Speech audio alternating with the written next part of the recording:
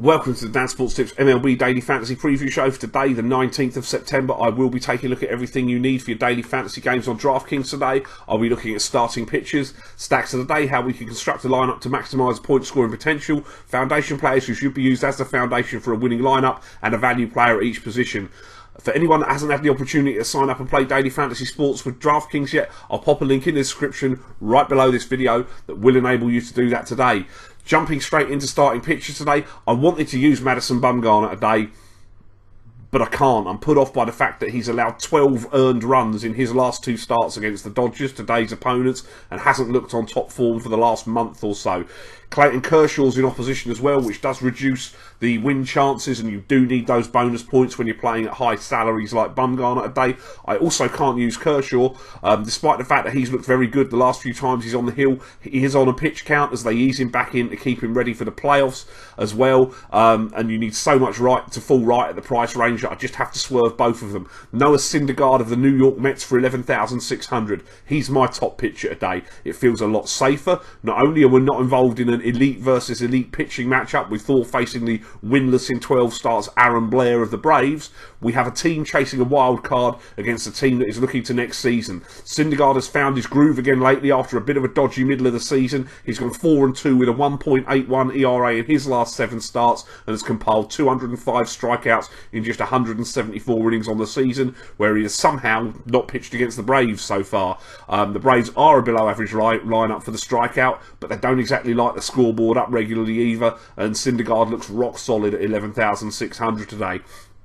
Taijuan Walker of the Seattle Mariners for 8,100. We all know Toronto can hit, but this is a pitcher's yard today without any question at the Safeco Field, and the Jays do strike out at an above average rate. Walker comes in off the impressive complete Game 3 hitter with 11 strikeouts against an Angels side that is not prone to striking out. He has only 103 strikeouts in 117 two-third innings so far this year, and has apparently been working on his delivery due to his mid-season struggles. If the Angels start is the fruit of those labours, then Walker won't be around at this price for very many more starts. There's definitely upside with him, but it is risky against the Blue Jays as well. And the final pitcher that I do like quite a lot today is Jarrell Cotton of the Oakland Athletics for 5,900. Cotton has been good, but not great through 2 appearances in the big leagues. He's gone 1-0 with a 1.50 ERA in starts against the Angels and the Royals. He struck out only 5 batters in 12 innings. He hasn't walked many batters, which is a positive sign, and the low strikeout number can be attributed to the fact that the Royals and the Angels are amongst the hardest lineups in baseball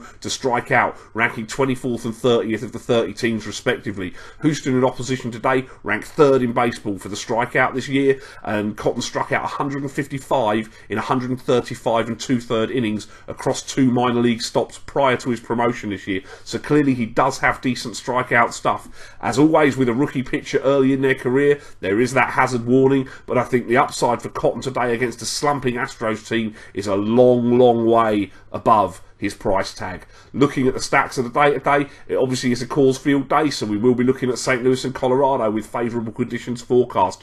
Carlos Martinez is up for the Redbirds. He's got a very solid record this season, particularly on the road. He's been a model of consistency in the Cardinals rotation. He hasn't pitched at Coors Field this year, having posted a 6.75 ERA across 8 innings over 2 appearances in his career in this ballpark. And the Rockies are swinging the bats well, having posted 22 runs in their 3-game series against the Padres prior to today's game. I will stack some Rockies against Martinez. Outfielder Charlie Blackmon for 5,600. He has the platoon, hitting .321, 27 homers and 16 steals on the year. In his last 7 games, he's hitting .452 with 3 homers. Outfielder Carlos Gonzalez for 4,900 also has the platoon, hitting .299 with 25 homers on the year. Third baseman Nolan Arenado for 5,200. He's a .293 hitter with 38 home runs. And outfielder David Dahl for 4,400. If he's in the lineup, usually hits towards the top of that lineup. He has the platoon, hitting .315 with 6 home runs on the season. Tyler Anderson goes for Colorado today. He's actually done a pretty good job in his 7 starts at Coors. He's pitched to a 2.40 ERA despite his 1-4 record. He does pitch fairly deep into games as well, pitching a minimum of 6 in all bar 1 start at Coors. Those 2 starts were... and again, in 2 starts against the Rays and Cubs are the only starts that he has allowed more than 3 earned runs. with him pitching deep into games, it's not going to mean you get much of a shot at the bullpen. Should that continue today, I'm not saying don't use Cardinals, as they do have a lot of power and they hit a lot of home runs in that lineup. I just don't think they're a stacking proposition today, so personally I'm leaving the Cardinals alone.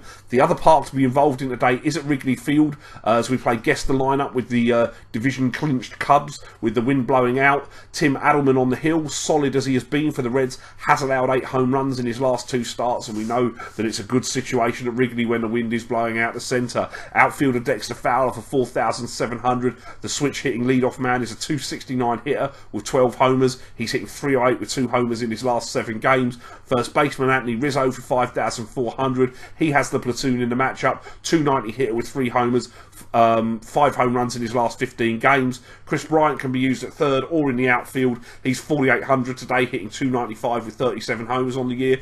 Ben Zobrist at second. He's 4,300. Switch hitters hitting 265 with 15 home runs on the season. And to be honest, with Jason Hamill on the hill, he's vastly superior at Wrigley Field than he is on the road. His ERA is below 2 at Wrigley. I think he's only been beat there once.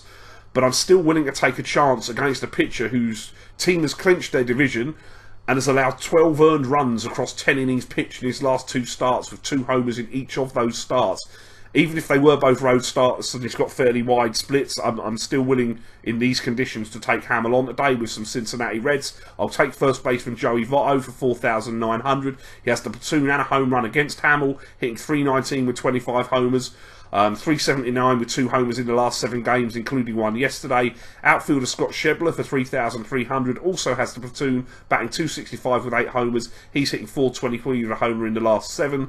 Third baseman Eugenio Suarez for 3,100 is a 249 hitter with 20 home runs. And outfielder Adam Duvall for 3,900 is batting 240 with 31 home runs on the season. For my foundation players today at first base, I'll take David Ortiz of Boston for 5,500. He has the platoon against Dylan Bundy, hitting 317 with 34 home runs on the year. He's got 2 in his last 7 games. The second baseman's Trey Turner, who can also be used in the outfield for the Washington Nationals. He's also 5,500, batting 355 with 11 homers, 27 steals on the year. 483 with 3 homers in the last 7 games.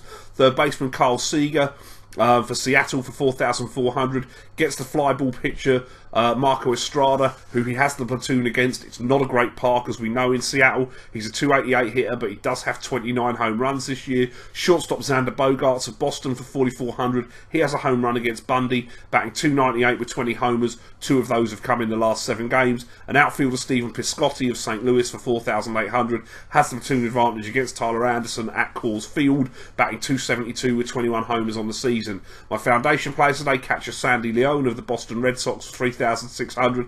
The switch hitter has a homer against Bundy, 339 hitter with 7 homers. First baseman Chris Davis of the Baltimore Orioles for 3,800. He has 3 home runs against Rick Porcello, who did allow 5 earned runs his only start at Camden Yards this season. He's hitting 223 with 38 home runs on the year, and 2 of those have come in the last 7 games. Second base, I'll take Adam Rosales of the San Diego Padres, who can also be used at third for 3,200. He's hitting 230 with 10 home runs on the year, 429 with 2 homers in his last 7 games. Third baseman Yunel Escobar of the Los Angeles Angels. He's hit 3,800 today. He has been in the slump. He has the platoon advantage against Perez of the Texas Rangers, who I still maintain is not a good pitcher. Doesn't appear to pitch with much velocity, but he certainly walks almost as many batters as he strikes out, which is unsustainable. Looks a good opportunity for Escobar to maybe right the ship today, batting 307 still on the year, only 4 home runs. Shortstop Addison Russell of the Chicago Cubs for 3,900, batting 245, 20 home runs. If you don't want to put Zobrist in the stack, Russell's probably a decent alternative. And outfielder Mark Trumbo of the Baltimore Orioles for 3,700. He also has 3 home runs against today's starter Rick Porcello. He's hitting 250 with 43 home runs this season. 2 of those have come in his last 3 games. Best of luck if you are having a play today. I'll see you tomorrow, play. Thanks for watching the show. Don't forget to like the video. Hit me up in the comments with the daily fantasy plays you like today, and press that subscribe button. Follow me on Facebook and Twitter. I will be here all MLB season and through the NFL season with daily fantasy sports advice. If you haven't signed up yet, or you're interested in starting to play daily fantasy sports, please click the link in the description for this video, and that'll take you where you need to go to start playing with DraftKings today. Best of luck with your lineups and have a great day.